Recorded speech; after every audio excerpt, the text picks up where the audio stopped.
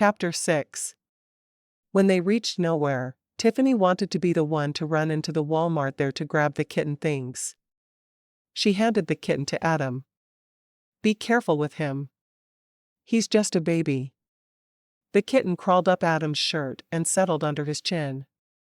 "I'm perfectly capable of taking care of a kitten." "All right." She jumped out of the truck and hurried in, choosing a white litter box and some cat litter. She found Kitten Chow and put a big bag into the cart before picking up a toy mouse. She had a feeling her new baby would like the mouse. As she thought it, she realized she hadn't named him yet. What to name a cute little kitten? Oreo? Too common. Ding Dong? Too cutesy. Othello? Too long. Maybe Taz? He whirled around a bit like the Tasmanian devil when he was awake, which wasn't very often. As she got up to the checkout, the cashier asked, "New kitten?" "Yes. He's black and white and cute as can be." "What do you think of the name Taz?" "I love it." "Good choice. Thank you so much for not naming him Oreo." Everyone I'd ever known with a black and white cat called him Oreo. "I thought about it, but Taz seems to be much sweeter." Tiffani handed the checker her credit card. After she'd rung her up, the cashier said, "Enjoy your new kitten." "Oh, I will. He's my first pet." Tiffani pushed the cart toward the truck, stopping to put her purchases into the back seat. She slipped into the vehicle. "I'm naming him Taz." Adam laughed. "While you were gone, he was jumping around like someone had attached springs to his feet. Not even a minute ago, he curled up under my chin again to fall asleep." She reached over and took the kitten from him. "You really are a little Tasmanian devil, aren't you?" She stroked his fur, pleased when he purred. "Thanks for driving me here to get his stuff. I don't know what I would have done if you hadn't come to my rescue." He pulled back onto the highway to head back to the ranch. "Are you unpacking more tonight?" She nodded. "I need to. I want it done by the weekend. I got my coffee pot and my clothes unpacked last night. I was too tired to do anything else." "Well, at least you have your priorities straight. The coffee pot does need to be the first thing." "I agree." She yawned. "What do you usually do in the evenings?" He shrugged. "I watch some television. Play some computer games. Spend time with my parents." "Sounds boring." "It is." "What do you usually do in the evenings?" "I go out ballroom dancing." She kissed the top of the kitten's little head, loving the feel of his soft fur against her skin. "Really?" "No, but it sounds more interesting than what I really do, which is watch television, play computer games, and read." He grinned. "Maybe we should try ballroom dancing together." "Do you have any idea how to ballroom dance?" Tiffani asked, studying him for a moment. He had to be the most handsome man she'd ever met. She would never get tired of just looking at him. "None whatsoever. I guess we could take classes together." "Are you interested in learning to ballroom dance?" "Only if it pleases you. I find I'm willing to do just about anything to make you happy." "Does that make me pathetic?" She smiled over at him. "Nope. Just sappy. Why don't I help you unpack tonight?" She nodded slowly. "I don't have anything to feed you, though. We could hit fast food on the way to the ranch. There's a Taco Bueno on the way." "Oh, yes. My favorite. I want 2 tacos and a beef potato burrito." He grinned over at her. "Did you hear that our taco truck backed out of the event next year?" He knew she'd heard, but he couldn't help teasing her about it. She nodded. "I've talked to 3 different taco truck drivers, trying to get them to come. I don't know what we'll do if we can't get someone."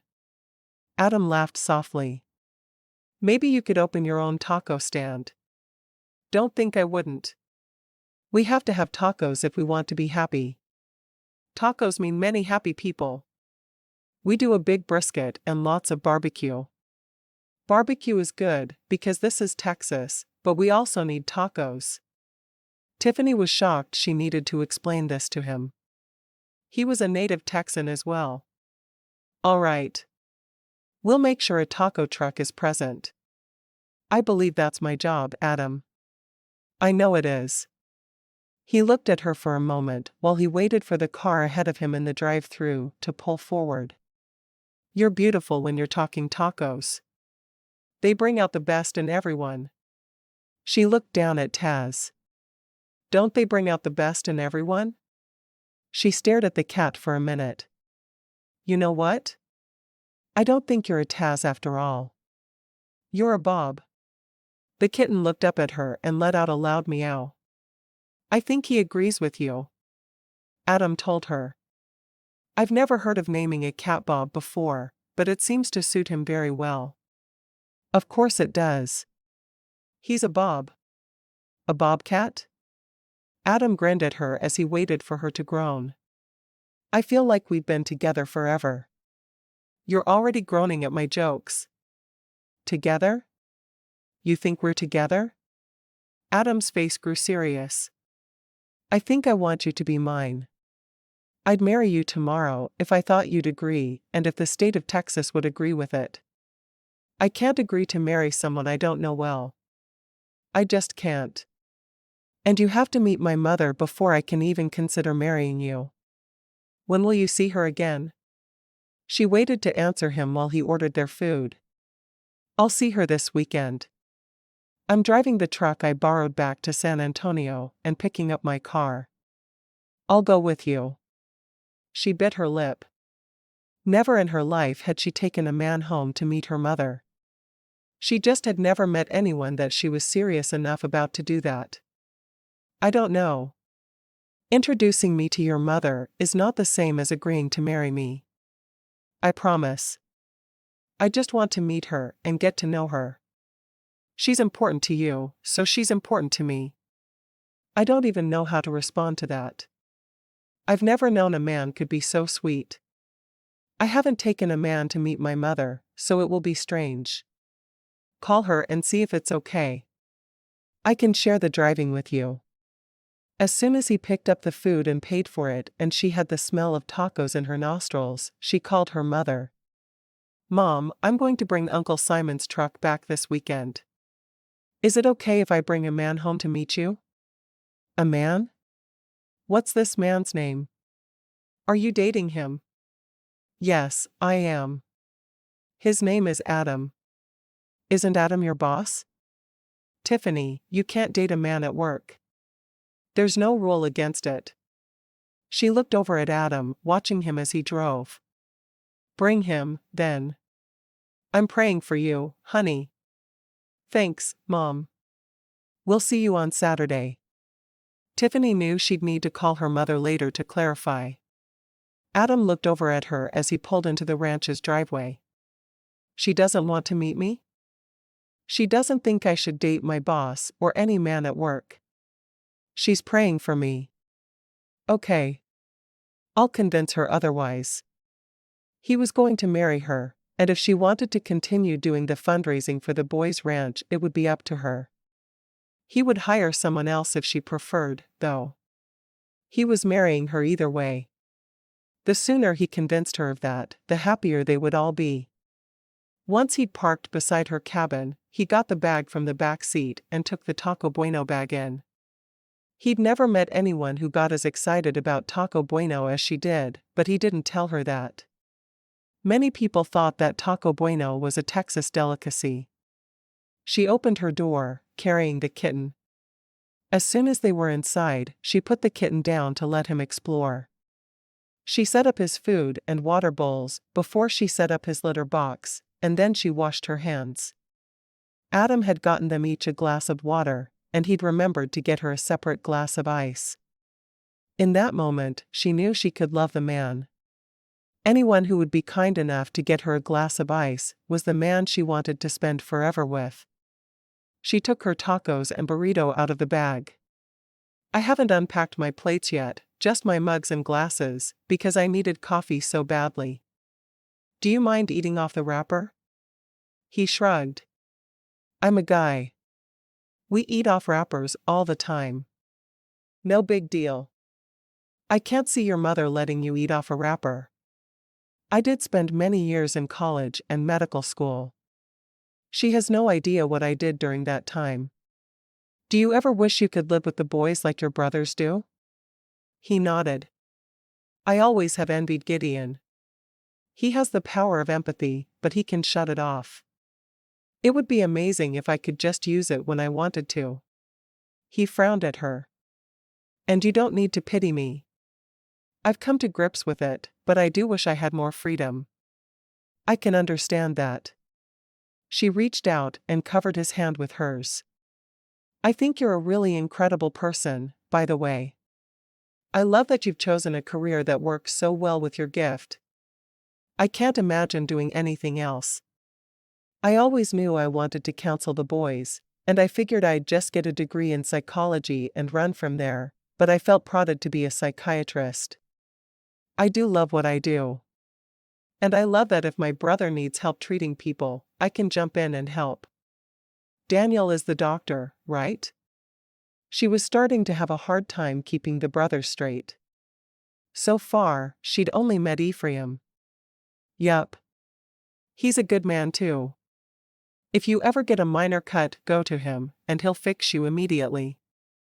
We never take the boys in for stitches, because there's never a need. He can heal them a whole lot faster than the hospital could. Broken bones too, right? She knew he'd told her all about Daniel's powers, but she couldn't remember specifically what he'd said. Yes, broken bones too. He just can't heal the huge stuff. Diabetes, cancer, cerebral palsy. Little stuff is easy as pie. If someone is lying on the ground bleeding out, he can at least slow down the blood. He's very good at what he does. She finished her taco and crumpled the wrapping, tossing it toward the trash. She missed, and it landed on the floor, where little Bob pounced on it. The ball of paper was almost bigger than he was, and she laughed when she watched him play with it. I think I'm going to love having a pet. I'll never be lonely again. She hadn't meant to tell him she'd been lonely, but it just slipped out. I'll make sure you're not lonely, Tiffani. You're never getting away from me. Well, that sounds very stalkerish. You're not going to stalk me, are you? He laughed. Nope. I'm going to make you the most loved woman alive. He looked at her, realizing then that he was in love with her already. He'd known her for a week and a half, and all he could think about was marrying her. He knew that's how it happened in his family, but he really hadn't ever expected it to happen to him. She frowned at him. His emotions were so strong, and he was so truthful about them. She was pretty sure she was falling in love with him, but she didn't feel comfortable saying so. What if he thought that meant she would marry him right away? I'm going to start unpacking my kitchen. If you want to help, you're welcome to. He watched her for a moment before nodding. I'd be happy to help you. He would just have to be sure not to touch her. Being alone with her this way was really bothering him. He walked to her living room, carefully avoiding watching her, and he began to unpack boxes. There were a lot of book boxes, so he put books on the shelves. I'm not sure if you want your books in any certain order, but I'm just going to put them wherever. You can rearrange them later. Sounds good. I usually alphabetize by author and separate into series and order in the series. I won't ask you to figure all that out for my romances. I appreciate that very much. He had already emptied 2 boxes onto the first shelf. You have a lot of books. He did too, but they tended to be medical books. Hers were all pleasure reading. He found that intrigued him about her. You must really love to read. She grinned as she found her plates, carefully stacking them on the shelf in her cabinet. She briefly considered washing them, but she'd packed them carefully, and she'd put them in the boxes clean. I do. I've been an avid reader since I was a teenager. My mom loved romances, so I started reading them as well. My mom reads them, too. I thought they were like girl porn for years, but Mom says they all have stories that end in happily ever after.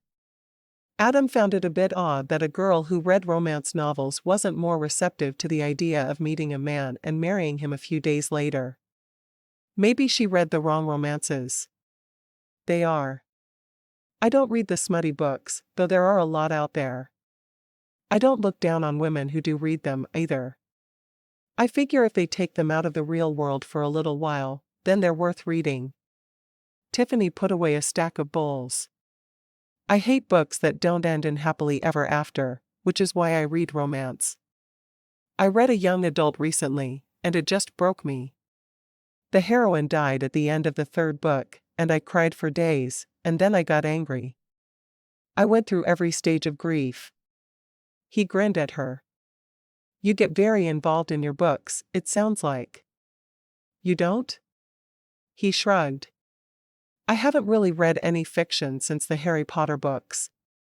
I'm more of a medical journal kind of guy. She wrinkled her nose. I can't imagine why anyone would read non-fiction when there are so many wonderful stories in this world. Let's agree to disagree there, shall we? She nodded. I guess we can. At that moment, Bobcat came careening around the corner and crashed into her leg, falling back onto his bum. She laughed softly, happy that he was getting used to his new home. She scooped him up and snuggled him under her chin. You're a silly kitty, Bob. You really are. Adam watched her from across the room, mesmerized by how sweetly she treated the kitten. He could picture her holding his baby. He took a deep breath, closing his eyes to remove the vision. She needed time, and he was going to give it to her if it killed him. At least she was willing to go to the Friday night cookout with him. And she was going to take him home to meet her mom when she'd never taken any other man. He'd have to let that be good enough for now. I'm going to head home. I'll see you in the morning? He wasn't tired yet, and he could stay longer, but he felt his feelings for her building again. With the depth of his emotions, if he got even the slightest inkling that she was thinking about his kiss, he was going to go over the edge. She nodded. Sounds good. I'll be right on time. Plan to spend the morning touring the ranch with me again. I'll feed you as well. More Taco Bueno? He chuckled. You're a cheap date if Taco Bueno is what you really want. He started toward her to kiss her goodnight, but he stopped himself. Good night, Tiffani. Dream of me. As she watched him leave, she had a smile on her face. How could she do anything but dream of him? He didn't give her a choice. She quickly called her mother to explain. Sorry, I couldn't say more earlier. My boss is making a hard play for me, but his parents know, and they seem to approve. It's their company, so it just doesn't feel wrong. Maybe it should, but it doesn't. Her mother still sounded concerned. I hope you know what you're getting into. Men can be deceiving. I know that. I'm going to be fine, Mom. All right. I'll take your word for it. Tiffani sighed. I'll see you Saturday for lunch. I love you, Mom. Love you too. Take care of yourself. As she set the phone down, Tiffani frowned. She hoped her mother wasn't right. She didn't want to get hurt. Chapter 7. After work on Friday, Tiffani hurried home from the office to get ready for the cookout. Adam was supposed to pick her up at 6, which gave her less than an hour to get ready. He'd told her that the meal usually started at 6:30, but his mother and the boys tended to do all the work for Friday nights. She changed into jeans and a pink gingham button-up shirt, adding a cowboy hat and her pink cowboy boots. She was just taking a moment to look at herself in the mirror and make sure she looked all right when a knock came at the door. She scooped the kitten up in her arms, afraid he'd try to get out, before hurrying over to open the door. Hi, Adam. He looked her up and down. You look beautiful. Is this outfit all right? I don't want to stick out like a sore thumb. You'll find that everyone is dressed pretty much like you are. Of course, no one else will wear it quite like you do. Adam took her hand and pulled her toward him. Do you have any idea how much I want to kiss you? She shook her head, blushing a bit. No, but you know how much I want you to kiss me. He sighed. Maybe you should be an empath too. It would help you understand my struggles. She nodded. We should just go, shouldn't we? Do I need my purse? Nope. You just need you. He took the kitten from her and set him on the floor, taking her hand and pulling her out of her small house. We're going to do a lot better if we're surrounded by people. She closed the door and then stopped, looking at him. But you have a hard time being around a lot of people. He shrugged. I do. I managed to make it through both college and medical school with people surrounding me, though. I'm just happier and less stressed with fewer people. Do you usually go to this? She asked, curious about the activity. I try to go every week, but it's hard for me. It's perfect for a first date, though, so I think we should do it. She frowned. I don't want to make you uncomfortable just because I need to be around people. I need to be around people, too. If we're not around a lot of people, we'll have a hard time keeping our hands off each other. She blushed at his wording, but she knew he was right. His shoulders alone had her drooling, but when she added in his eyes, she really had problems. Let's go then. He led her to his truck. It's done up at the main house, so it'll be easier to take my truck. You're going to be eaten up by mosquitoes on the way back otherwise. She got into the passenger seat of his truck, looking around her. The ranch is huge. How big is it? Approximately 20,000 acres, give or take a few. He knew the number sounded huge to some, but the King Ranch in South Texas was 750,000 acres. His family's spread was downright minuscule in comparison. That's so big. How do you run it? He grinned. We have 2 bunkhouses that each house 50 men. They do the majority of the work. We have the boys split into 5 work crews, and they're expected to pull their weight. We don't have them here for the free labor, but it helps them to learn work ethic and how to be productive members of society. That makes a lot of sense to me. Do you have to pay them for the work they do? We choose to pay them. I'm not sure if we have to, but providing them pocket money helps them to learn to manage money as well. We do a lot of outings, and let the boys get used to having their own money. It's a good learning experience for them. She nodded. Why only boys? Were there no girls in the original orphanage? There weren't. So we kept it as a boys' ranch. With my family always having 7 sons, we also think it's smart to not have girls running around everywhere. The way it's set up, the boys are perfectly comfortable running around shirtless. Makes a whole lot of sense. She really couldn't imagine what it would be like on the ranch if there were girls running around. He pulled off to the side of the main ranch house, and as she opened the door of the vehicle, she could smell the brisket cooking. That smells so good. My mom makes the best brisket in the whole state. He took her hand as they walked toward the people. Have you met a lot of the boys yet? She shook her head. Just Nick. What do you think of Nick? He asked, his eyes automatically scanning the crowd for the boy. I'm not sure. He seemed to almost be disappointed to choose the calico cat because he wanted to thwart me. He just struck me as very unhappy. He is. Most of the boys go through that when they first arrive. They think they are here because they aren't wanted anywhere else. They don't understand that for most families, this is a last-ditch effort to turn their kids into productive members of society. That's really sad. I feel bad for him. Adam sighed. I do too. Sad thing is, he really needs to be here. We can help him if he'll let us. He spotted the boy standing with his housemates along with Caleb and Benjamin and immediately headed in that direction. Hey, Nick! How's it going? I want to go home. Nick wouldn't even meet Adam's eyes as he said it. Adam knew Nick would never go home. Very few boys did once they made it to the ranch. Going home put them back into the same situation they'd been in, with all of the negative things that could happen. No, Nick needed to stay there. That's not possible right now. How's the kitten? Adam deliberately changed the subject to positive things, trying to distract the boy from his desires. He's great. I'm calling him Crush. I love that name, Tiffani told him.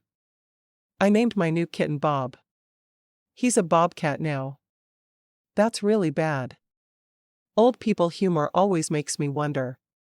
Nick wandered off, but he had a slight smile on his face. He was obviously starting to enjoy himself. Adam frowned after him. He's thinking about killing himself. What? No way. Tiffani was shocked. The belligerent boy she'd met didn't seem even a little bit suicidal to her. He's doing his best to mask it. Before he came to us, he spent 2 weeks in a hospital detoxing. He's so used to masking his emotions that he's having a hard time dealing with them all now. Is there anything we can do to help him? I'm going to talk to Caleb and Benjamin. We'll put him on a suicide watch. At least for the next month or so. No matter how happy he seems, he'll need to be around someone at all times. He looked down at her for a moment. Come with me, and I'll introduce you to 2 more of my brothers.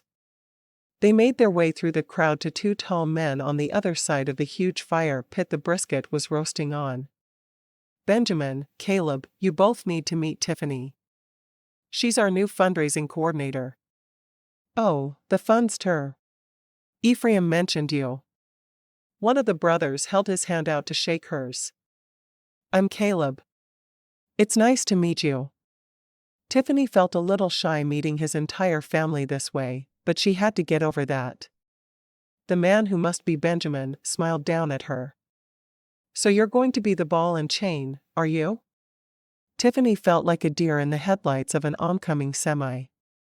I wouldn't say that. We only just met. But Dad said. Benjamin frowned at Adam. She's the one, right? Adam shrugged. Maybe we could talk about this later. Caleb laughed. Yeah, like when she's not standing right there. Sorry, Tiffani. Our family believes in all these silly gifts of ours. Adam looked upset. I need to call a suicide watch on Nick. I'm getting worried about him. Caleb nodded. I'm feeling the same stuff. We've been watching him and will continue. Good, thanks. Now I get to go try and explain things to my girl, because she's standing next to me quietly freaking out. Thanks, guys. You make life so much more interesting. Sorry, man. Benjamin said the words, but he looked more amused than sorry. He obviously thought throwing his brother under the bus was fun. Adam took Tiffani's hand and led her away from everyone to one of the picnic tables that was not yet occupied. I guess I need to explain. Tiffani sat down on the bench and looked at him, waiting for a moment. That would be really nice. I need to know what on earth your brothers were trying not to say. He sighed. I told you that Dad has flashes of the future. He told me that you were the one I needed to hire and get to know. He thinks we're destined to marry. She gaped at him for a moment. Destined to marry? Do you believe in that hogwash? As a matter of fact, I do believe it. I believe it with everything inside me. So I made sure that I got as close to you as I could as fast as I could. There's nothing against you, but I do believe we'll marry someday. Would you have approached me if your father hadn't put that bug in your ear? She wasn't sure if she should even believe in his interest now. What if he was only doing it because his father thought he should? Yes, I would have. I saw you and felt an instant connection. He sat beside her, taking her hand in his. I really do believe that my attraction for you is something that would have been there regardless. I've never felt this strongly for anyone in my entire life. I can't just date you and marry you because your father has decreed it's going to happen. Then date me because you have feelings for me, and know that I'm doing the same. Nothing that I feel has anything to do with what my dad said. It really doesn't. That's hard to believe. If it's true, why didn't you tell me what he said to begin with? Then we wouldn't be having this conversation. Adam fought for the words to explain. First off, I didn't know if you'd even believe in destined marriages, and then when you acted like you were starting to believe in my family's powers, I didn't want you to feel forced to date me because of something he'd said. I wanted you to like me for me, not because there was a destiny between us. She frowned. I guess that makes sense. I just feel like I've been kept in the dark, and that's very frustrating. I know, and I'm sorry. He leaned forward and pressed his lips to her cheek. I'll try not to keep anything from you again. Try not to? I'm a psychiatrist. I can tell you about the boys, because you work here too. If someone comes to me with another kind of issue, I can't just run around blabbing about it. I have to keep things confidential. Tiffani thought about what he'd said for a moment before nodding. I can understand that. But if there are any more prophecies concerning me, then I want to know about them immediately. Adam nodded. Absolutely. I wouldn't dream of keeping anything else from you. I'm glad. She leaned into him for a moment, thinking about being destined to marry him. If it was true, she would spend forever with him. How strange to think she might be sitting next to the man she would spend her life with. Are you angry with me? She shrugged. Not if you're never going to do it again. I never thought to tell you when we started a relationship that if there were any prophecies about us, I needed to know all about them immediately. It's just not something you say when you start dating someone, is it? He grinned, thrilled to have that out of the way. Do you want to just go ahead and marry me now? She laughed. That's not a proposal. I will not just marry you because your dad has decreed it. It was worth a try, wasn't it? No, not at all. Adam grinned. I'm one of those guys, give me an inch and I'll take a mile. I see that now. They were interrupted by a loud whistle from his father.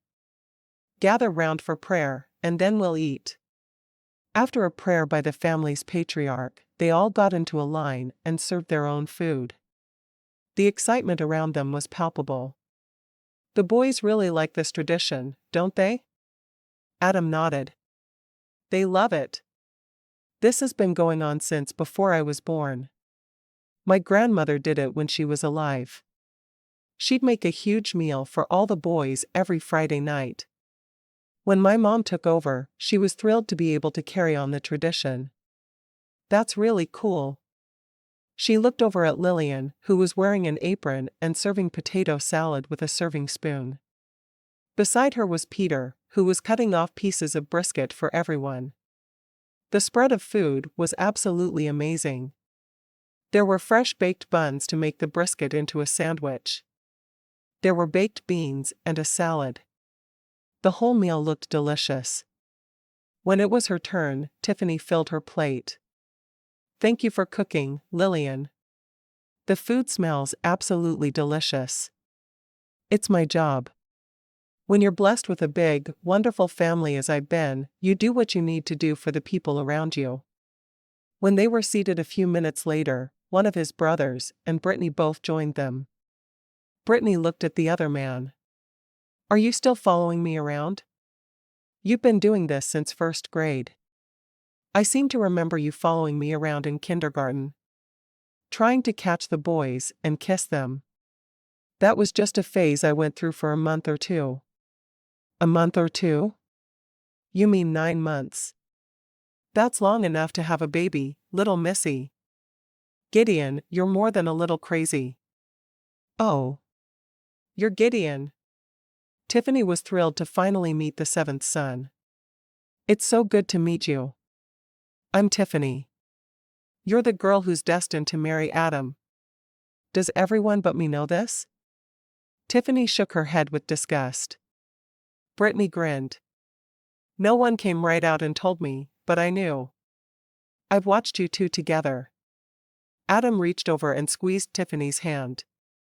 We are pretty obvious. I don't know about that. Tiffani protested. Brittany shrugged. I think you are. But I like to watch people for signs of relationships. I'm a romantic at heart. Gideon grinned at Brittany. You want romance? I'll show you romance. You are crazy. You have no interest in me other than flirting. Go away, Gideon. Maybe one of your sane brothers will ask me out. Gideon attacked his food, but Adam could feel the hurt washing off him. He gave his youngest brother a commiserating smile. If anyone looks for me tomorrow, I'm driving to San Antonio with Tiffani. Her mother wants to meet me. Oh wow. Meeting the mama already? Does Tiffani know what that means? Gideon asked. Tiffani wrinkled her nose. I met his mama on Tuesday, before anything even started between us, so it can't mean that much. It does. Gideon winked at Tiffani. Big brother is awfully interested in you. After the meal, they all sang a few campfire songs, then made s'mores. Tiffani sat close beside Adam the whole while. Why did she feel so out of place without him beside her, but so comfortable with him there? It was strange just how much she cared about him after such a short time. Maybe his dad was right and they really were destined to marry. She had no way of knowing. Is your dad ever wrong about this destiny thing? She asked, leaning close to him after she'd finished her s'more. He never has been. I suppose it's possible that he could be someday in the future, but for now, no, he hasn't been. He shrugged. He knew he was supposed to marry Mom the second they met. He'd had a vision about her. Well, that's silly. Is nothing left to chance in your family? A lot is left to chance in my family. But we do believe that you're not complete without your mate. The one you're meant to have, not just any random person. So when Dad has a vision that someone should marry, they actually focus on that person to see if they're right. And they always are. Doesn't that take some of the fun out of life? I don't think so. I have a lot of fun, anyway. Adam didn't want her to think her life would be devoid of fun if she married him. Chapter 8. By the time the cookout was over and Adam was driving Tiffani back to her home, she was exhausted. It was a good tired, though, that came from a busy week of working hard and unpacking. I think I'm going to love it here. The ranch already feels like home. His hand covered hers where it rested on the seat between them. I'm really glad. Now that I've met you, I can't really imagine letting you go. She looked over at him, her cheek resting against the back of the seat. Is that your father's vision talking, or is that you? They're one and the same at this point. I wish I could differentiate. He knew why his father had told him he would be married to her, because it made it so he'd hired her. But he wished he hadn't known. Me too. She watched him drive through the ranch, toward her little cabin. Her first real home she didn't have to share. When he'd parked in front of it, he turned to her. I'm not going to come in tonight. I don't recall inviting you, she said, grinning at him. I worry about being alone with you when my feelings are so strong. He sighed. What time should I be here in the morning for our drive to San Antonio? I'd say 9. I need to get the truck back to my uncle, and then we're having lunch with Mom. I'll be here then. He opened the door of his truck and got out, surprising her. Hadn't he just said he wasn't going to stay? She got out and met him next to her front door. I thought you weren't coming in. I'm not. I'm going to be a responsible escort, walk you to your door, and kiss you goodnight. He reached out and removed her cowboy hat. I can't kiss you if our hats are bumping together. So why not remove your hat instead of mine? Her heart was beating faster at the mere idea of kissing him. How did he affect her senses so much? Because I wanted to be able to touch your hair when I kissed you. He stroked a tendril out of her face and behind her shoulder. What if I want to touch your hair? Are you just trying to be contrary? He reached up and removed his hat, setting it on the top of his truck. There, happy now? She nodded, her eyes meeting his. I think I am. But I'll be a lot happier after you kiss me. Well, get over here, then. He caught her by the waist and pulled her close to him, lowering his head to press his lips to hers.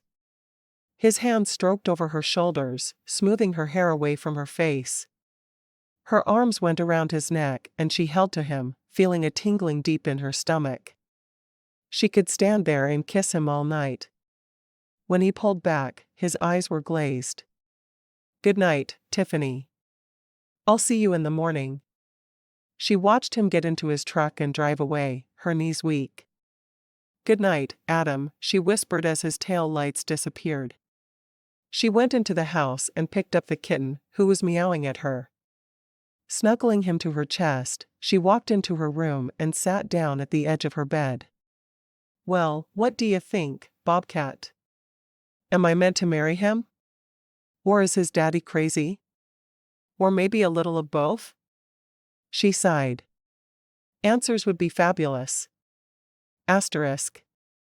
Adam was there 10 minutes before 9 the following morning.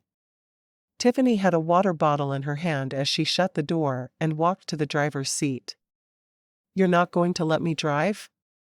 He asked, frowning at her. Are you one of those macho guys who always thinks he needs to drive everywhere?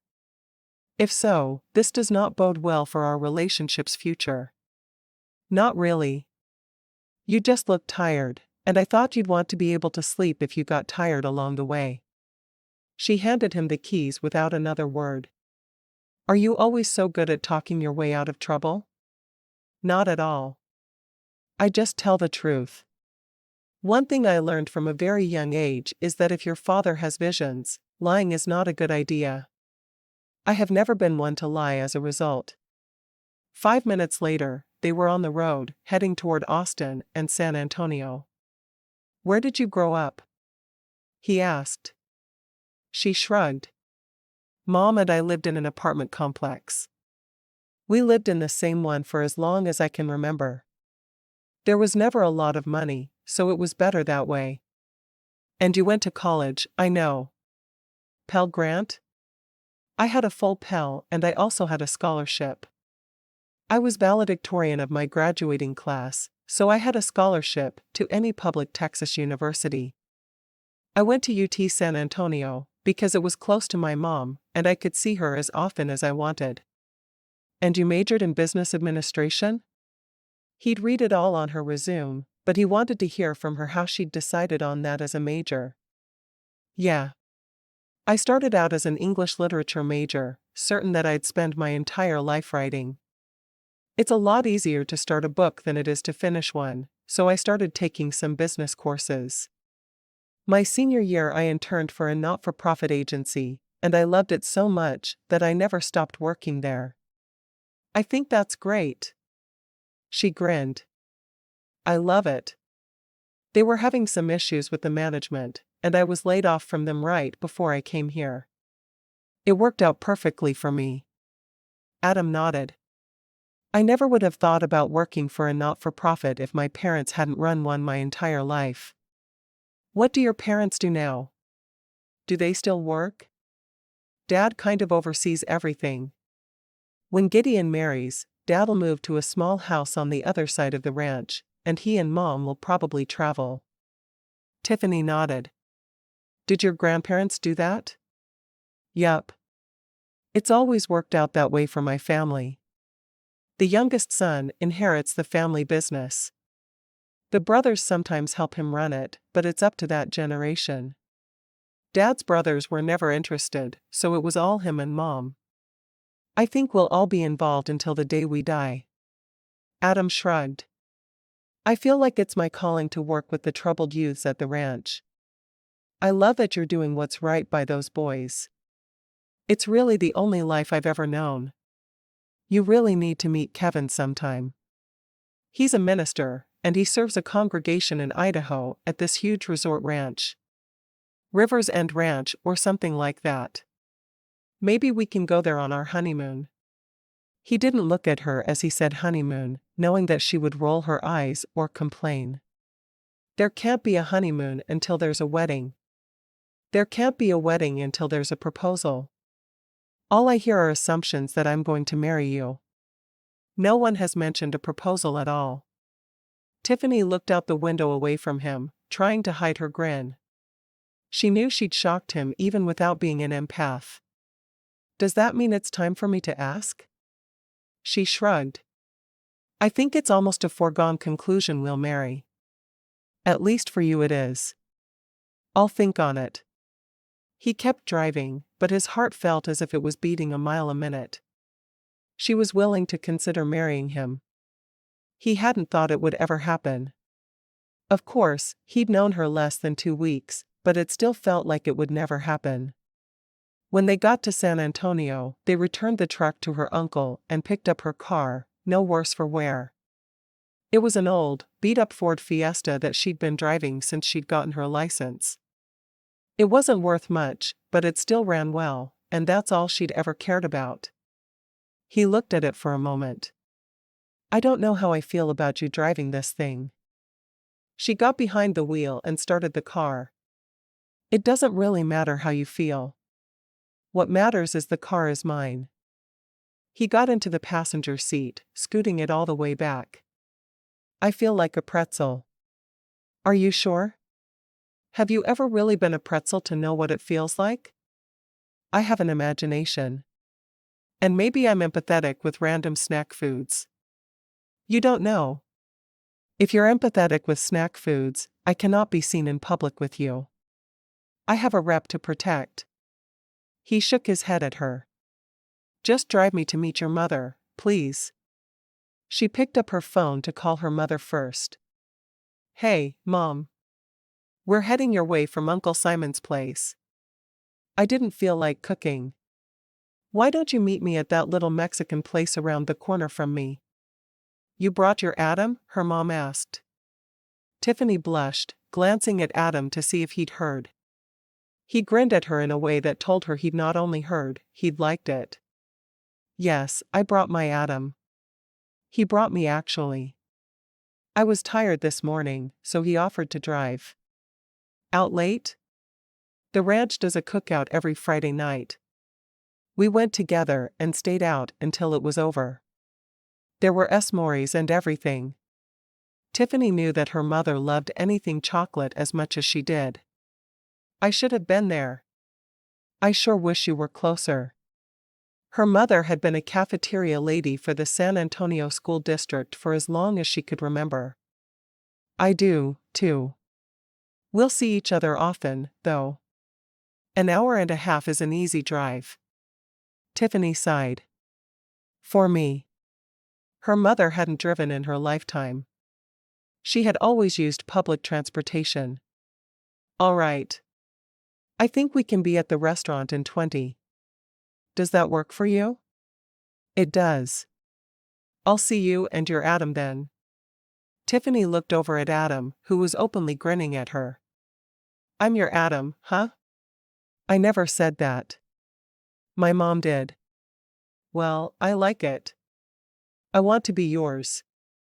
We're going out for Mexican, she told him in a desperate attempt to change the subject. I know you like taco bueno, but do you like other Mexican? His mother had made Mexican for them, but she needed to get him talking about something else. I'm a Texas boy. I have Tex-Mex running through my veins. She laughed, shaking her head as she pulled out onto the street. When they arrived, her mother was standing outside the entrance of the restaurant, waiting for them. After Tiffani parked, she hurried to hug her mother. It had only been a week since she'd seen her, but it felt like an entire lifetime had passed. Mom, this is Adam McClain. He's the counselor on the ranch. A counselor? Didn't I tell you to hold out for a doctor? Her mother's eyes were twinkling as she said it, making it clear she was joking. Well, I am a psychiatrist, Mrs. Simpson. Does that work for you? Mrs. Simpson laughed. I didn't mean it. I was just kidding. That's all right, Mrs. Simpson. I know we're meant to be together, so nothing you say can dissuade me. Adam reached over to take Tiffany's hand in his. You know that after 2 weeks' acquaintance? You move awfully fast, Adam. He shrugged. What can I say? I saw what I needed and I grabbed it. It's only smart. I guess so. Mrs. Simpson looked a bit nervous after that. Well, are we going to eat Tiffany's favorite Mexican food? She's begged to come here for every birthday since she was a little girl. Sounds good to me. Tiffany led them in, a little nervous about how her mother and Adam would react to each other. They were led to a booth at the very back of the restaurant. The waitress didn't bother to ask Tiffany or her mom what they wanted. Only Adam. Dr. Pepper sounds good. I'll be right back. She hurried away, returning with ice water for Tiffany and her mother and a Dr. Pepper for Adam. So tell me about the ranch. I want to hear about your little house. Tiffany grinned, pulling her phone from her pocket. I took pictures, because I knew you'd want to see. It's little, but it's good for me. And guess what? I got a kitten. His name is Bob. Bobcat? Oh, Tiffany. There are times when your sense of humor makes me wonder about you. Her mother shook her head. It's a good thing I love you so much, and I'm not changing my mind anytime soon. Tiffany grinned, looking over at Adam, who was watching her. I love the sour cream beef enchiladas. Those sound good. I might try some. He barely glanced at the menu, enjoying watching her with her mother more. Tiffany pushed her phone across the table. Check out the photos of my little place. I finally got everything unpacked and the wall hangings up. I want to live there forever and never move. Adam nudged her with his elbow. It's a little small for a family. She blushed and refused to respond. He needed to quit teasing her with her mother right there. Thankfully the waitress came back then, and she was able to give her lunch order. When she was done, Adam shrugged. I'll have the same thing. Sounds good. After her mother had ordered, she pushed the phone back. The house is very cute. I think you're really enjoying the ranch. I am. I have some great ideas for their big fundraiser in October of next year, and I really love living there. I'm going to nail down a taco truck this week. Tiffany leaned forward. Do you believe the day I started the driver of the taco truck that has been coming to the ranch for the event for over 10 years, called to say he couldn't make it? I am not going to do this event without a taco truck. Her mother laughed. If all else fails, bring me down. I'll make tacos for you. But that wouldn't be the same. Do you realize I've never in my life eaten a taco off a taco truck? It's like I'm deprived or something. Your life is so rough. I don't know how you've lived to be 28 with no tacos from a taco truck. Did you check to see if Taco Bueno has a taco truck they can send? Tiffany looked at her mother with shock. I haven't. What a brilliant idea. I'll call them first thing Monday morning. She looked over at Adam. Wouldn't it be incredible if we could get a Taco Bueno truck? I could have anything I wanted. You do realize that the taco truck is for the people coming to the event and not for your personal food choices? Adam couldn't help but tease her a little. She shrugged. There are some things that can be both, and the taco truck is one of them. By the time they'd eaten, her mother was smiling. When Adam excused himself for a moment, Mom leaned forward. You're so right. He's the right man for you.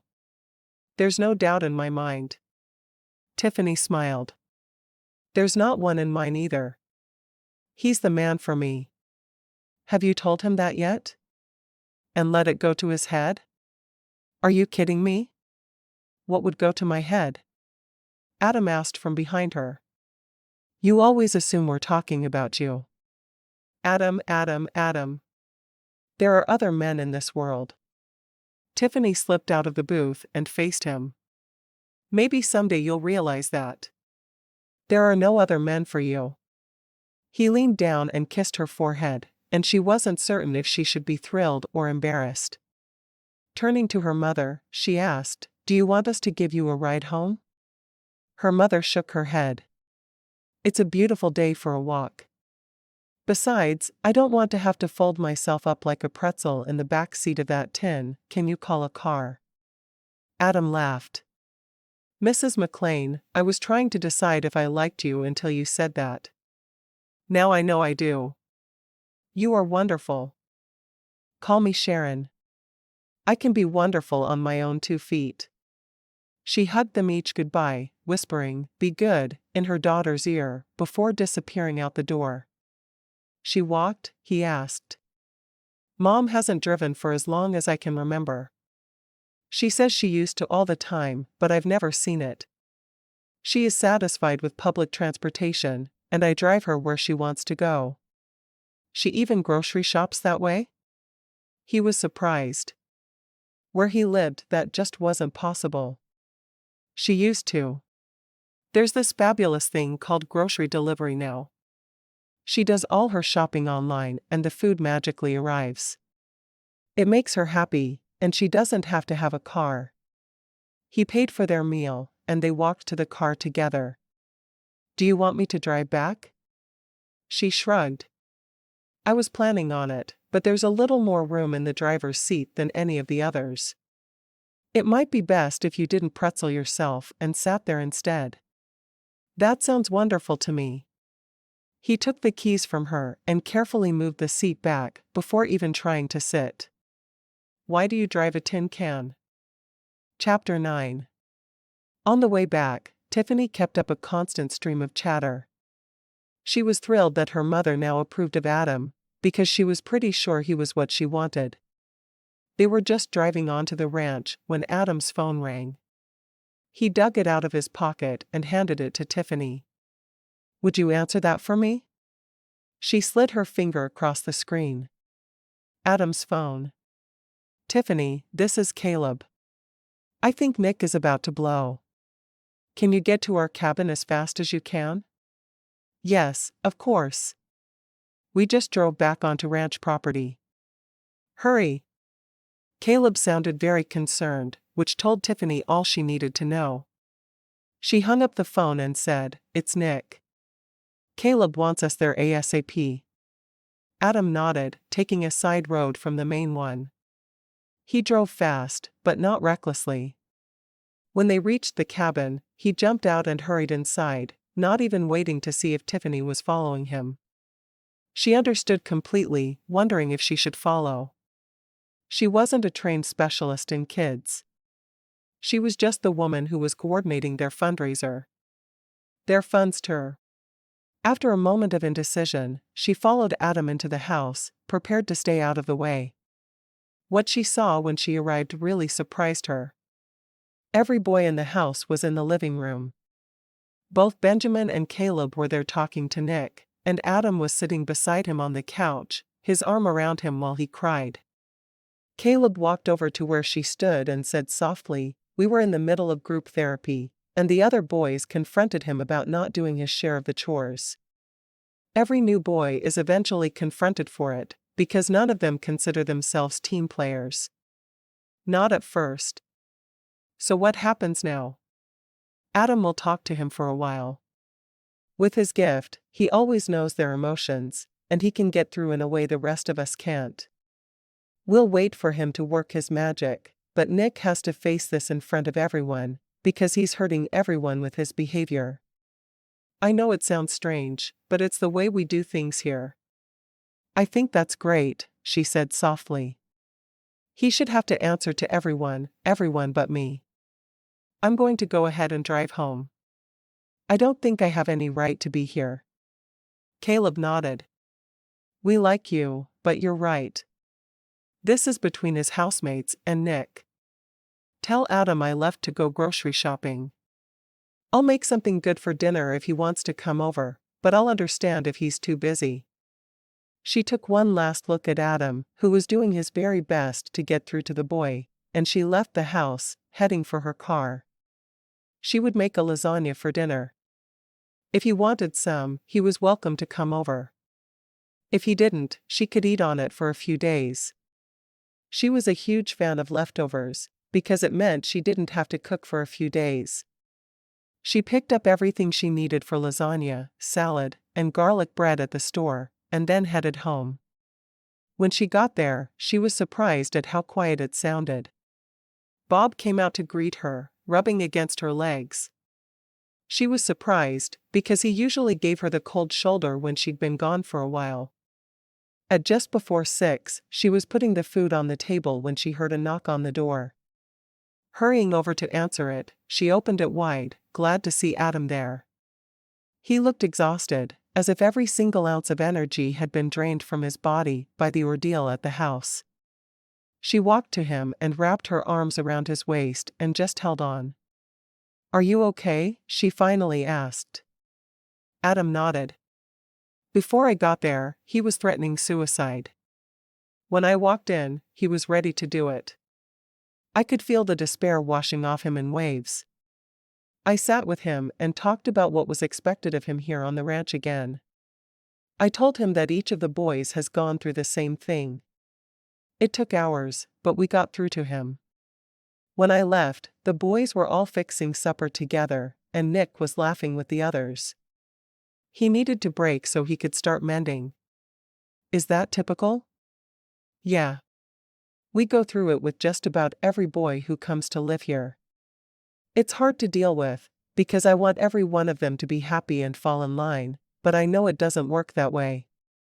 He sank onto the couch and rubbed his hands over his face, the exhaustion apparent. But I heard my best girl was making dinner, and I couldn't not come. So are you going to feed me? Or are you going to let me sit here and starve to death? She laughed. It's ready. I'll just set the table, and we can eat. She hurriedly set the table and put the salad on, bringing them plates with the rich, gooey lasagna. I hope you like Italian. I'm surprised you can cook something other than Mexican. You seem to only be happy when Mexican is available to you. She shrugged.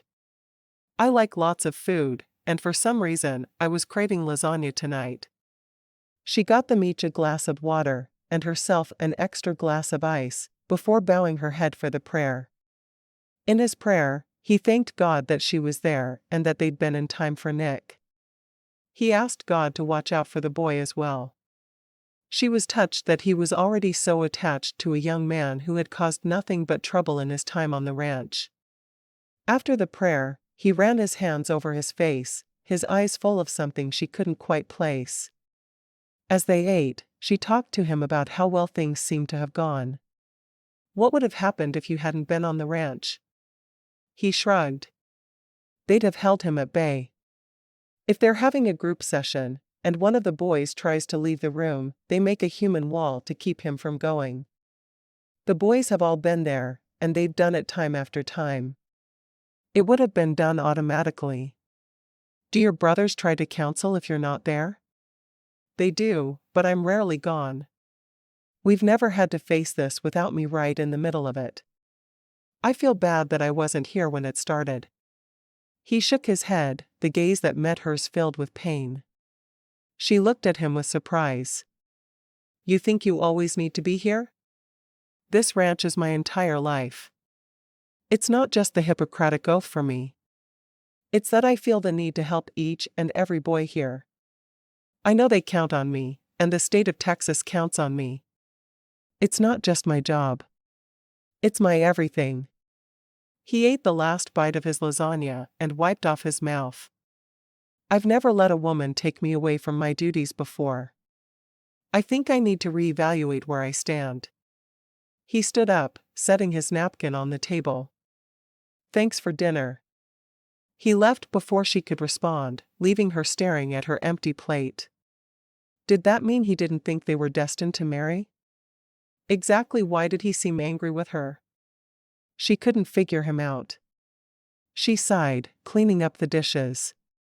She wasn't about to chase after him when she had better things to do with her time. She finished up the kitchen and walked to her living room, choosing a favorite book from her shelf. She had no desire to be around a man who didn't want to be with her.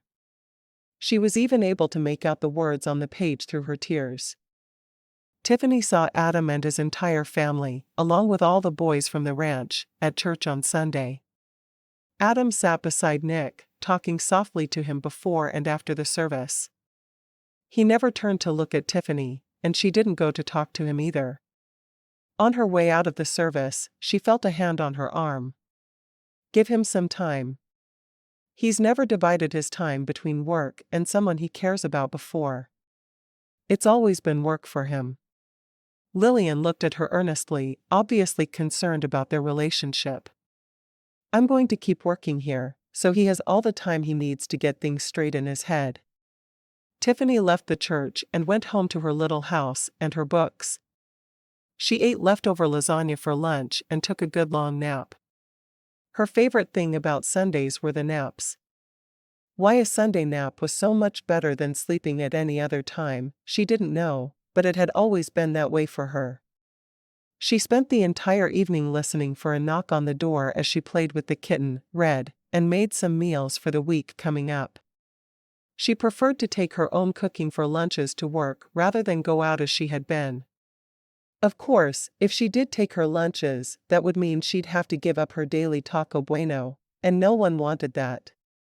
When she went to bed, she was sad. He hadn't come by or even tried to talk to her at church. Maybe he was moving on and deciding he wanted nothing more to do with her. As she closed her eyes, she saw his face in front of her, filled with the anguish he'd shown the night before. She prayed that he'd make a decision soon, because she didn't want to be left hanging for the rest of her life. Asterisk. Adam spent Sunday walking the ranch. It was his home and his heritage, and he'd let a woman come between him and his work. How could he reconcile not being on the ranch when he was needed? As he continued to walk, he sensed someone beside him. Glancing over, he realized it was his father. "Hey, Dad." "Adam. What are you doing out here?" His father shrugged. "Your mother said you were upset and walking. She said you needed me to walk with you so you could get your head on straight. Mom is the right woman for you. There's no doubt in my mind. There isn't in mine either. I knew the moment I met her I was meant to marry her, just like I know you're meant to marry Tiffani." Adam sighed. "If I marry, Tiffani should be the one. Maybe I'm the McClain who needs to stay single." "Why would that be true?" "You've heard all the family lore about how we are stronger when we're with the woman who completes us. It's true for you, just like it's true for every other man in our family." When Adam said nothing, his father continued. "What exactly happened yesterday that you're feeling so guilty about?" Adam frowned, stopping and looking at the ground for a moment before he continued walking. "I had the best day of my life. I spent the day with the woman I care about most. I went to San Antonio with her, and we had lunch with her mother, who liked me. It was such a wonderful day. I don't think I thought of the boys more than once or twice." So what you're feeling guilty for is not really being gone when Nick was ready to have his breakdown, but that you weren't thinking about the boys while you were gone. That's ridiculous. When I started dating your mother, there was a new boy here on the ranch as well. You know as well as I do that there will always be a new boy on the ranch. It's the nature of what we do here. But I chose to leave that boy, who was in my house, and I went to San Antonio with your mom. We walked on the river walk, took the boat tour of the river, and we even went to the mall there. It was truly a glorious day for me, because it's the day I realized she loved me. I don't know what's bad about that. You and Mom are meant to be together." "That's right. But what I didn't tell you is that while I was gone, the new boy, His name was James, got a hold of a bottle of Tylenol. That was before we locked up the over-the-counter drugs. And he took every single pill in the bottle. By the time I got home, he was already home from the hospital. They'd had to pump his stomach. He was all right, but it could have been so much worse. We didn't have a staff psychiatrist then, just a counselor. His father shook his head. I felt like it was my fault. I was the one James had always connected with best. If I'd only been there to keep an eye on him. If I'd only realized that he was having suicidal thoughts. If only I'd not been so wrapped up in your mother that I abandoned him for a whole day. What did you do? I went to James and apologized. I told him no woman would ever come before my responsibilities again. I told him that from then on I would put him before any woman. So you stopped dating Mom? His dad shrugged. For a week or two while I got my head back on straight. James came and saw me a year or two ago. He's got a wife and 4 kids now. He's as happy as a clam. He told me that realizing that I would give up the woman who I was obviously meant to be with made him know he was important to someone in the world. He thought I was dumb as dirt for doing it, and he was thrilled when we started seeing each other again. But he never blamed me for what he did. As much as I thought he should have, he didn't. I don't think you should blame yourself either. I don't know. Nick looked at me when I walked in there like I'd slapped him in the face. I was the one he connected with when he first got here. I'm still the one he connects the best with. I need to wait until he's more acclimated before I try to start a relationship. Son, there's always going to be another boy with problems. That's what this ranch is all about. If you give up the only woman you'll ever have a chance of being truly happy with for your job, you're a fool. Give Nick a week or 2 to settle in, and then let your lady know you love her. How do you know I love her? Adam was surprised. He'd only realized himself the day before. Because you feel it would be a sacrifice. You're punishing yourself for not being here by giving her up. That means that you love her. I know you. Adam sighed. You're right. I do love her. I never thought I'd meet a woman I would want to spend the rest of my life with, and I met her, and haven't been able to think of anyone or anything.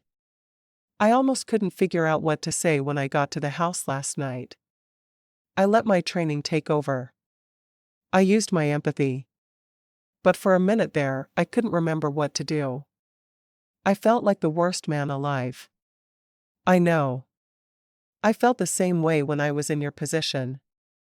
Make sure Nick is good, but know that you'll never again be happy without Tiffani at your side. You might as well cut off your right arm as let her go. Patting Adam on the shoulder, his dad turned back toward the house, walking in his slow, methodical way. Adam watched him go for a moment before he resumed his walk. He wasn't ready to go back to Tiffani and beg her forgiveness, but he knew it needed to happen for them to get past this. He was in the wrong, not her. And he'd blamed her for distracting him. He had no right. He sighed heavily. Apologizing had never been his favorite thing to do.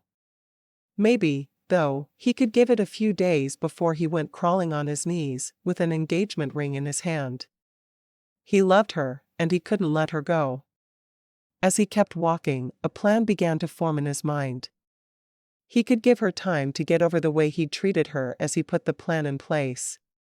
Maybe he could get his act together and make it happen. If he couldn't, he wasn't worthy of her anyway.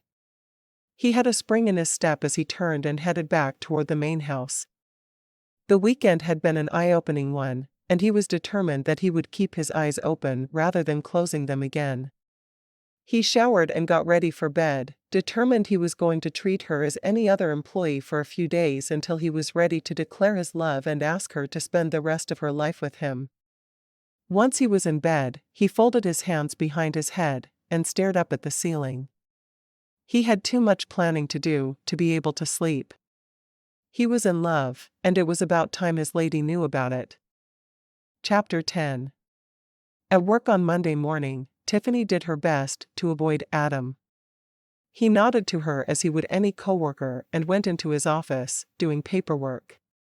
She held back the tears she wanted to cry when he didn't seek her out, understanding then that it was over between them, for good. By the time lunch rolled around, she had gotten a firm commitment from a taco truck, talked to several other vendors, and met with Lillian about the quilts she wanted to raffle off at the event. She was just hanging up the phone from talking to Kevin Roberts, a former boy from the ranch who was now a pastor.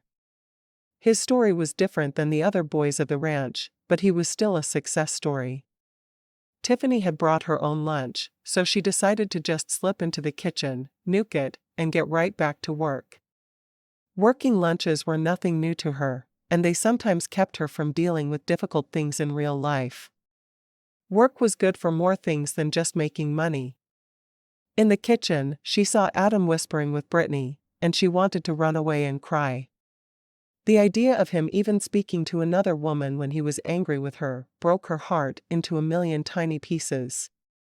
When he spotted her, he nodded, then took Brittany's arm, pulling her from the kitchen to finish their conversation. Tiffani tried not to let it bother her as she microwaved the casserole she'd made for her lunch before slipping back into her office. She needed to stay in her office or walk on the grounds of the ranch. Anywhere she couldn't see Adam and Brittany cozying up to one another. She worked while she ate, trying to come up with new ideas to make the next year's fundraiser one that would knock people's socks off. Pony rides were a must, and they had what they needed for that. She shot off an email to Ephraim to ask if they could do hayrides every night for $5 a head. Anything she could do to get a little extra money into the boys' pockets, she would do. Asterisk. Seeing Tiffani enter the kitchen, Adam grabbed Brittany's arm and pulled her out so they could continue their conversation. Brittany had felt very much like a little sister to him since she'd started working at the ranch. "Do you think you can have that all in place for the cookout Friday night?" Brittany nodded, a grin splitting her face. "I love that you trust me enough to help with this. I couldn't be happier to do it." Adam grinned, patting her on the shoulder. "Good. I'll get her there, but you need to have everything ready for me." Brittany saluted cheekily. "I'm here to do your bidding, boss man." He shook his head at her as he hurried back to his office. If Tiffani saw him whispering with Brittany, she was sure to figure out what was going on. He wanted it to be a surprise. Asterisk. Tiffani walked home from work that afternoon, breathing deeply as she remembered what it was she'd loved about the ranch. Somehow Adam's new attitude colored how she felt about it, and she couldn't continue to let that happen. When she got home, she opened the door for Bob to join her, and she held him on her lap as she sat on the front porch, stroking his fur. Since coming to the ranch, she'd felt like she was a part of something huge and special. Suddenly, she felt completely alone instead. At least she had Bob beside her. When she went back inside for the night, she ate a simple supper and read for a while. She needed to find a girlfriend to hang out with there on the ranch, but the only female she'd really met was Brittany, and that was a no for now. Last week, she'd thought they'd make great friends. This week? Not so much. As she fell asleep with Bob curled around her head, she felt a tear drip down her face and onto her pillow. She definitely felt like her world was ending. How did women go through multiple relationships and breakups? Asterisk. During breakfast Tuesday morning, Adam asked his dad for Tiffani's job application. He found Sharon's number and put it into his phone so he could call her from work. "Mom, would you be willing to drive to San Antonio on Friday? There's someone I want here for the cookout." "How am I going to get the food ready for the cookout if I'm driving an hour and a half each way?" "You should go. If I can get Brittany to help make food, will you go yourself?" Adam really wanted their two mothers to get together so they could learn about each other. She frowned at him. "Why can't Brittany go?" He sighed. "I guess she can. Will you accept help from Tiffani's mom with cooking if I can get her here on Thursday evening?" She looked at him for a moment. "Tiffani's mom?"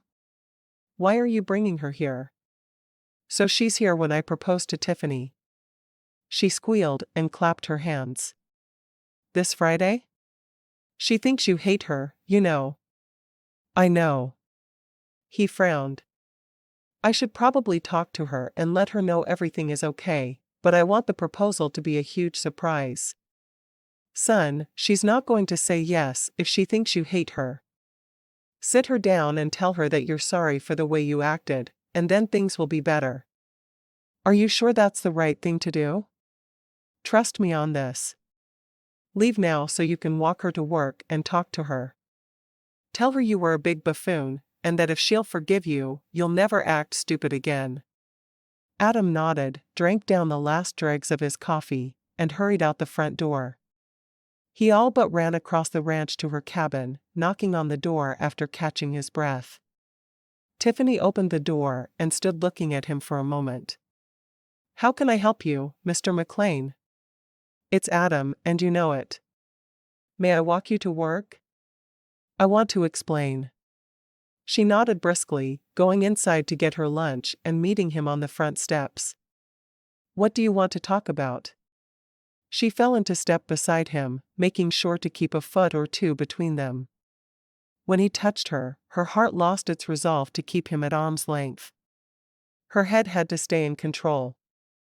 My entire life I've known it would be my job to help run this ranch one day. I knew I was going to be someone who counseled the boys and helped them every day. I knew it would be my whole world. He looked over at her to see how she was reacting, but she was staring straight ahead. When my dad told me a little over a month ago that I would be meeting the woman I was destined to marry, I didn't believe him at first. And then I met you, and I knew he was right. You are my ideal woman. You care about the things I care about. You're a good person through and through. He sucked in a breath. And then I had a boy in crisis while I was out with you, and I blew it. I knew I was hurting you and I did it anyway, telling myself I was doing what was right for the boys, who had to be my first priority. And now? Was he saying he was wrong? Please let him admit he'd been wrong. Well, I acted like a big buffoon, and I promise, if you'll forgive me, I'll never act stupid again. Well, I'll try not to act stupid, but sometimes it's hard not to, because I have no experience with relationships. None at all. He could feel the hope radiating off of her, when before all he'd felt was pain and sadness. Was she going to forgive him? And what do I get to do to you if you do act like a big buffoon again? She asked, trying not to grin. That was some apology. You get to, I don't know. Can I make you wear a baboon suit and sing and dance for the boys? He groaned. You just want me to agree, because you know eventually, I'm going to be stupid again. Well, yeah. She closed the distance between them and slipped her hand into his. Does this mean we're dating again? If you'll forgive me and take me back. He shrugged. I wouldn't blame you if you didn't. My own mother has been angry with me about this whole thing. I knew I liked your mother. They reached the office and she smiled. I can't go through this often, but if it's a one-time thing, I can forgive and forget. I promise you, it's not going to happen again. I can't promise I'll be perfect, because that's not possible, but this will not happen again. He opened the door for the office and let her precede him inside. Lunch? She nodded. I brought my own, though. Then I'll pick something up and eat with you in the kitchen. He'd get her a taco while he was out, too. He knew her well enough to know that tacos were a necessary part of her life. Asterisk. On Wednesday afternoon, Tiffani stepped out into the admin assistant's area of the office and looked around for Brittany. She had a couple of calls she needed the other woman to make for her. When she didn't see her, she walked back to Adam's office, standing in the doorway and just watching him work for a moment. When he glanced up, his face softened as he looked at her. What are you doing? He asked. Looking for Brittany, but since I didn't find her, I thought I'd just watch you work. Brittany had an errand to run. She'll be back in the morning. Tiffani frowned. A 4-hour errand? What kind of errand takes 4 hours? He shrugged. There were several things she needed to do. She didn't like how evasive he was being, but she trusted him, so she needed to let it go. All right. I'll have her make these calls in the morning then. May I walk you home after work? He asked, knowing that he would be able to hide her mother better if he was with her that night. She didn't ever just walk over to the main house, but the day her mother was staying there would be the day it happened. I'd like that. She disappeared into her office and got back to work. There was too much to do for her to stand around watching Adam work, no matter how much fun it was. Asterisk.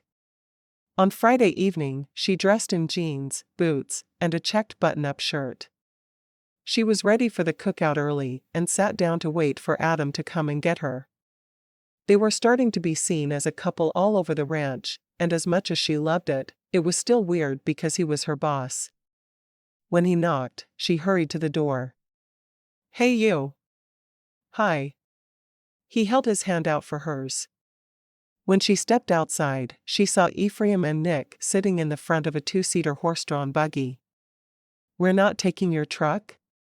She asked, trying to figure out what was going on. Not tonight. I want you to have a special time. She frowned, but let him help her up into the buggy. She couldn't imagine having to climb up in a skirt, but she knew women had done it for hundreds of years. Once she was settled, Nick flicked the lines and drove them to the cookout. It seemed to be an even bigger crowd than last week, though she knew it was just her perception.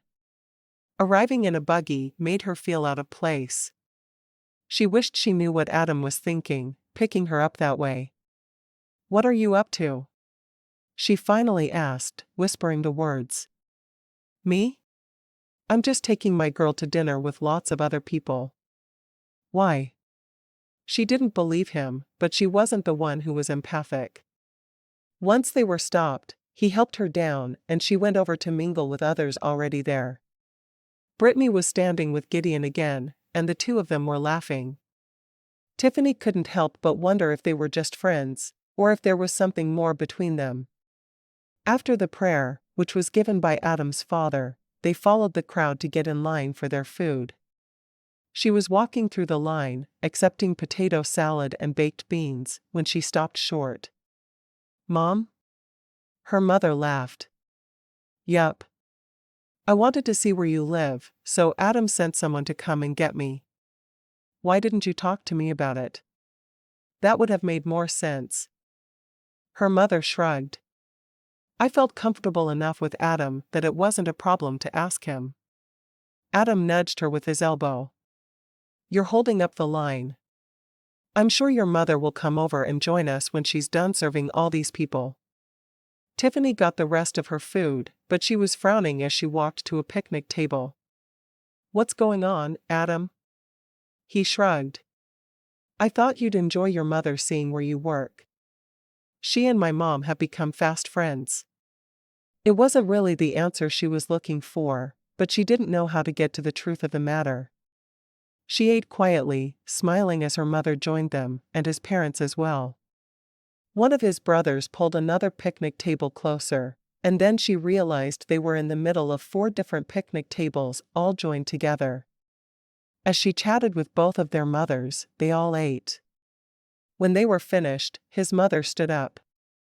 It's time for cake. No s'mores tonight? Tiffani was immediately disappointed that her mother wouldn't have s'mores when she'd traveled to the ranch just for a Friday night cookout. Are you staying at my place tonight? Her mother nodded. I stayed at the main house last night, and I cooked all day.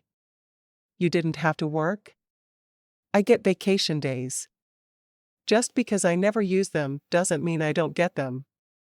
The cake was brought over to their table, and the boys carrying it started to tip it. She jumped up to keep them from dropping it, and that's when she saw the words that had been written onto the cake. Tiffani, will you marry me? She stared at it in disbelief for a moment before she turned to Adam. He was holding out a diamond ring to her. Tears started flowing down her cheeks. How could he ask her in front of all these people when he knew it would make her cry? She nodded, then held out her left hand so he could slip the ring onto her finger. Adam stood up and pulled her to him, kissing her softly while everyone cheered. Even Nick seemed excited that the two of them were getting married. When? Adam asked. When what? When will you marry me? I can't wait long. We could fly to Vegas tomorrow, or we could get married next weekend. Stupid 3-day waiting period in Texas. Tiffani laughed. Don't you think we should at least have a short engagement? Where are we going to live? He shrugged. We could live in your cabin. It's big enough for both of us. And there's room for us to build a house here on the ranch if that's what we want to do. Or we could buy land across the road, so we'd be close, but we would still have our privacy. You've thought about this a lot. I've thought about little else since the moment I laid eyes on you. I love you, Tiffani Simpson. I need you to marry me soon. She grinned. Well, I have no desire to see Vegas, so let's marry next weekend. She turned to her mother. Mom, can you make it here 2 weekends in a row? How are you going to find a dress in a week? Her mother shook her head. You should wait a little while so you can get what you need. I'm marrying him next weekend. We'll figure out a dress. Lillian rushed around the table to hug Tiffani. Would you like to wear my dress? I know it was made in the early 80s, but we could fit it to you. Then you'd at least have a pretty white dress. And it would be something old and something borrowed. See, Mom? It's all working out. Lillian linked her arm through Sharon's. Leave it to us. We'll get this planned out as quickly as we can. Sharon nodded. I'll take the week off work, and we'll make it happen. Sure their mothers had things under control. Tiffani reached out for Adam's hand. Are you sure this is what you want? She asked softly. I don't want to take you away from your responsibilities. I'm sure, and you'll help me with my responsibilities. I know you'll be beside me, helping me every step of the way. She nodded. I will. I love you, Adam. I never believed it could happen so quickly, but we really are meant to be together. I can feel it. He smiled, pulling her behind a tree to kiss her once more. We are. And I thank God every day for bringing you into my life.